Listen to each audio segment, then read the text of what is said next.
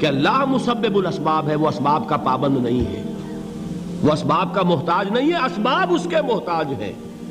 اگر یہ یقین ہے تو اللہ پر ایمان ہے، یہ نہیں ہے تو تمہارا ایمان اسباب پر ہے، وسائل پر ہے، ذرائع پر ہے، مادیات پر ہے، اللہ پر نہیں۔ اس وقت کہاں راستہ تھا؟ کوئی راستہ تھا؟ سمندر ہے اور ادھر سے لشکر آ گیا ہے۔ کلا ان معی ربی سیہدین۔ اب دیکھیے ایمان کہہ دینا آسان ہے، ہوا معکم اینما کنتم، جہاں کہیں بھی تم ہوتے ہو اللہ تمہارے ساتھ ہوتا ہے، لیکن اس کا یقین قائم ہو جائے تو زمین و آسمان کا فرق واقع ہو جائے۔ یہی بات ہوئی حضور کے ساتھ۔ غار ہے، چھپے ہوئے ہیں محمد الرسول اللہ اور آپ کے وہ یار غار ابو بکر صدیق رضی اللہ تعالی عنہ۔ اقبال نے حضرت ابو بکر کی شان میں چند اشعار کہے صرف، لیکن واقعہ یہ ہے کہ بھاری بھاری نظموں پر اور قصیدوں پر بھاری ہے، طویل ترین نظمیں اور قصیدے ہوں ان پر بھاری ہے۔ ہمتیں ابو بکر کی ہمت جو ہے، کشت ملت را جو ابر، جیسے بارش سے کھیتی اپجتی ہے، ابو بکر کی ہمت اور عزیمت اس امت کو اسی طرح سینچنے والی ہے۔ ثانیے اسلام و غار و بدر و قبر، وہ دوسرے تھے اسلام میں، دوسرے پہلے کون تھے؟ انا اول المومنین، حضور فرماتے ہیں سب سے پہلا ایمان لانے والا میں، دوسرے ابو بکر۔ ویسے ہمارے ہاں یہ چلتا ہے اختلاف، حضرت علی پہلے ہیں کہ حضرت ابو بکر پہلے ہیں، لیکن اس میں بڑی خوبصورت تطبیق قائم کی ہے علماء نے اور بہت صحیح ہے۔ چار کے بارے میں فیصلہ ہی مت کرو کہ کون پہلے ہے، ان کی ایک عجیب تقسیم کر دی ہے۔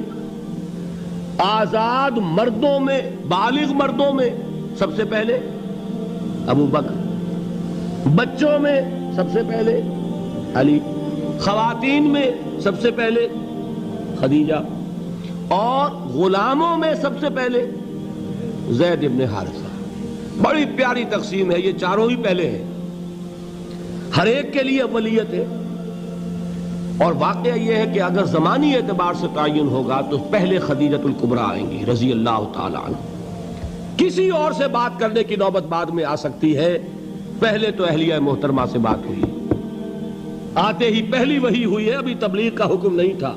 کس کو بتایا واقعہ؟ ابھی اپنی نبوت کی تبلیغ کا تو حکم ہی نہیں آیا۔ واقعہ کس کا ہے؟ وہ خدیجہ کا ہے۔ جب کہا ہے کہ خشیت علی نفسی، مجھے اپنی جان کا اندیشہ ہے، تو کیا جواب دیا خدیجہ نے رضی اللہ تعالی عنہا؟ وہ صدیقۃ الکبریٰ ہے۔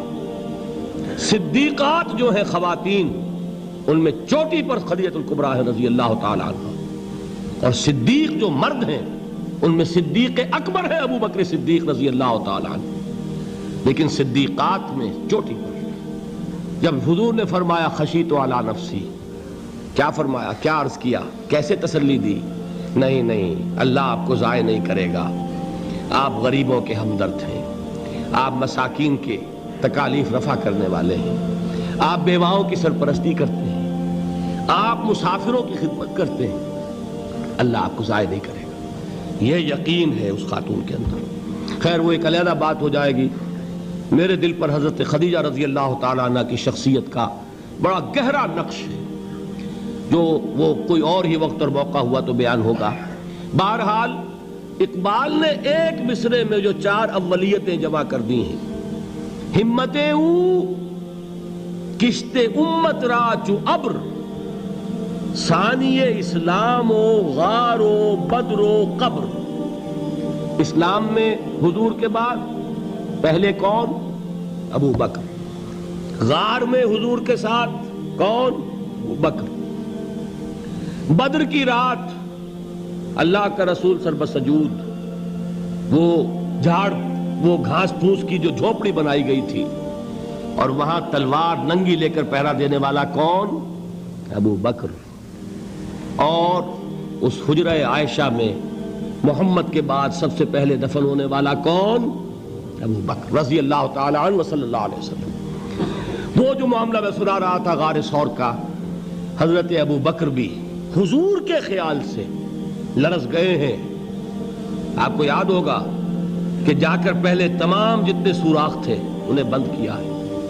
ایک سوراخ رہ گیا تھا جس کو بند کرنے کے لیے کوئی کپڑا نہیں تھا.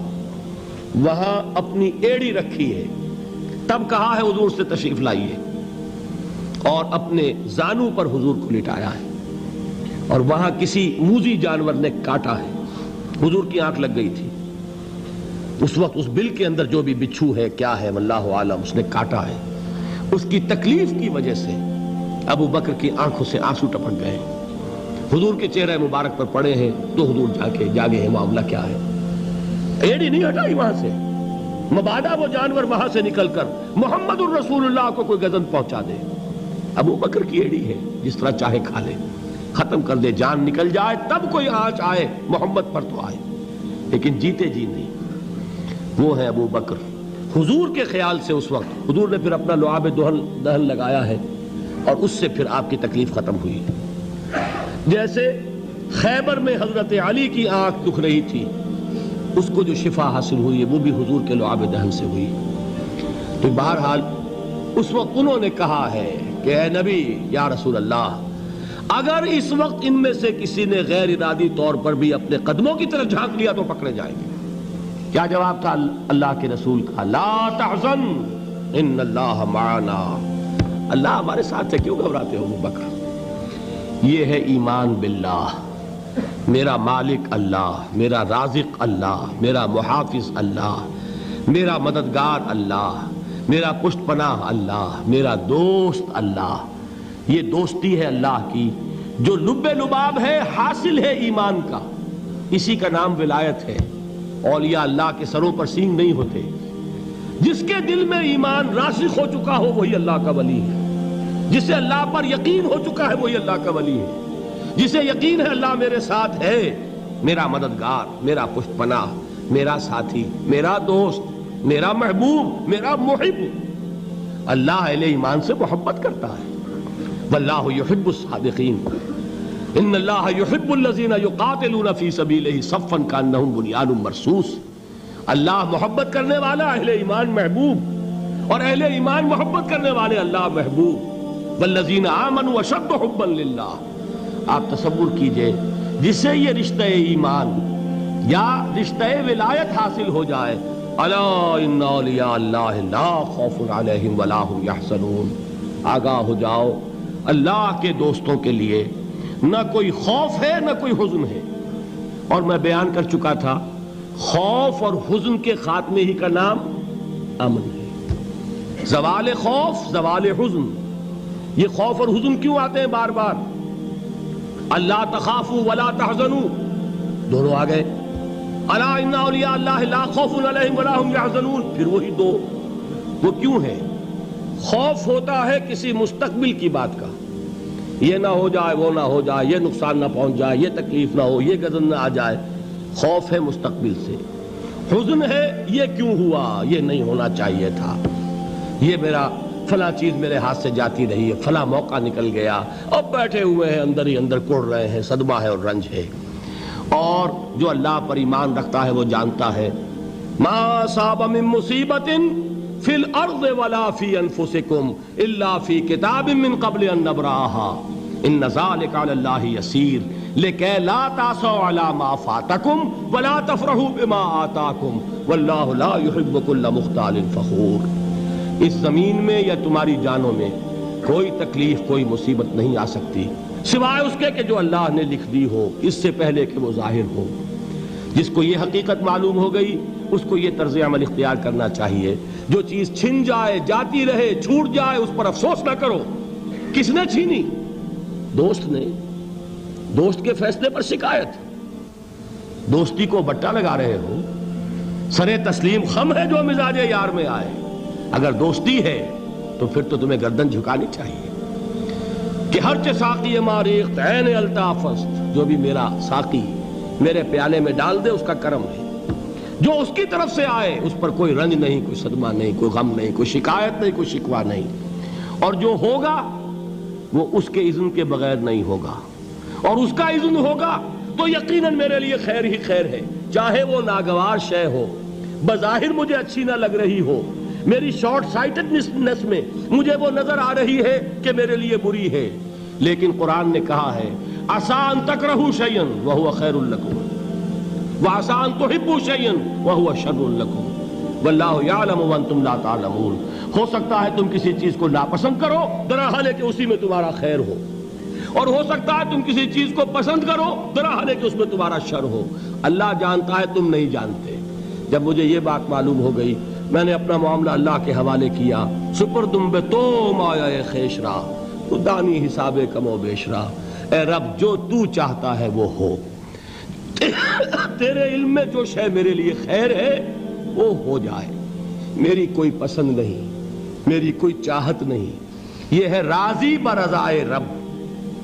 اکبر الہ آبادی نے اسے کہا ہے رضائے حق پہ راضی رہ، یہ حرف آرزو کیسا، خدا خالق، خدا مالک، خدا کا حکم تو کیسا۔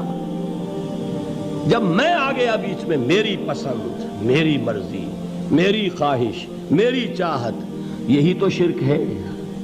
ما شاء اللہ کان وما لم یشاء لم یکن، جو اللہ نے چاہا وہ ہوا، جو اس نے نہیں چاہا نہیں ہوا، اختیار اس کا ہے، میرا تو نہیں۔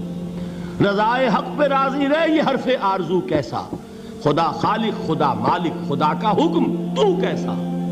اقبال نے اسے کہا ہے فارسی میں، اب آپ کہیں اس کا ترجمہ بھی کرو تو وہ مجھے ذرا اس وقت کچھ بہت ہی بدذوقی کسی بات نظر آئے گی۔ جائیے پوچھئے کسی سے جسے فارسی آتی ہو، برو کشید ز پیچا کے ہست و بود مرا، چے اقدہا کے مقام رضا کشود مرا۔ مجھے تو تمام پیچ و خم سے نکال دیا اس مقام رضا نے، میں راضی برضائے رب ہوں، جو فیصلہ اس کا میں اس پر راضی۔ تو کہاں کا حزن اور کس کا خوف، یہی زوال حزن اور زوال خوف، یہی ہے امن، یہ نتیجہ ہے ایمان کا۔